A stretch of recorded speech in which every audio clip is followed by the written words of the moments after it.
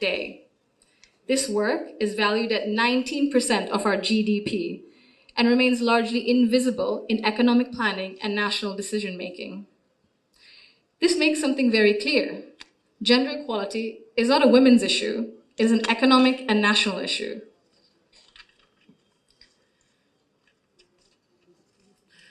When women carry the bulk of responsibility, their participation in the formal economy suffers. Despite significant gains in girls' education, women's labor force participation in Bangladesh remains below 40% compared to over 80% for men.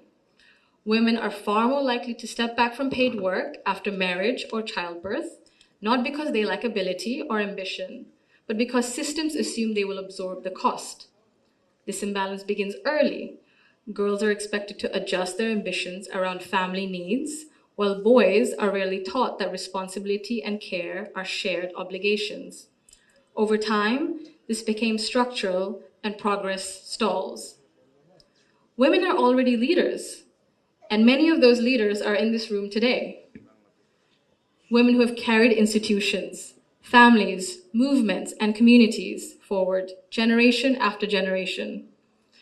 Bangladesh's progress bears your fingerprints, even when history has not always said your name out loud. This brings me to a central point. Belief means nothing without action. To the men among us, our fathers, our brothers, our sons, our husbands, our colleagues and friends, your support for women's rights matters.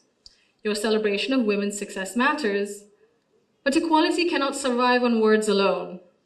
If systems and expectations continue to rely on women's sacrifice as the default, inequality continues comfortably.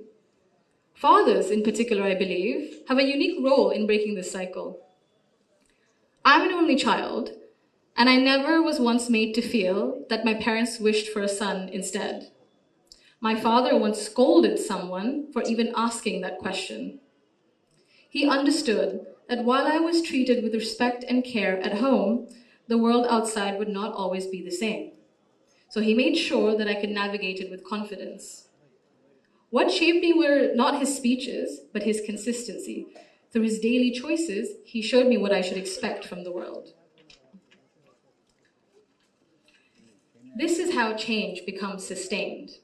When men confront in our lives, in our homes, unconscious bias honestly and model their behavior through respect and action, they create space for women not just to survive, but to thrive. In Bangladesh, the cost of inaction is visible. Girls' dropout rates sharply rise during adolescence. Women in public life, in leadership, face harsher judgment. In Bangladesh alone, there's a statistic that 78% of women have faced harassment online.